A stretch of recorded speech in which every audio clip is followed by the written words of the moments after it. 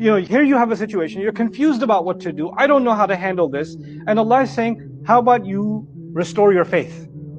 How about you turn towards me? Why? But how's that going to help you with this? Allah answers in the ayah, يَهْدِي قَلْبَهُ, Allah will guide his heart. Whoever restores their faith or has faith, Allah will guide their heart. And what does that mean? That means that Allah didn't say, whoever has iman in Allah, their difficulty will be over. He didn't say that. He didn't say whoever has difficulty with Allah, the trial, the musibah will go away. The calamity will go away.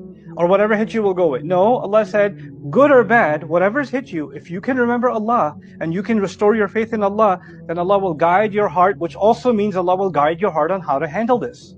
What to do, what not to do, what actions to take, what actions not to take. Which is the most powerful thing a human being can have. Sometimes we don't know how to make the right choice, we don't know which way to go, and we turn to others for counsel. And we say, what do you think I should do?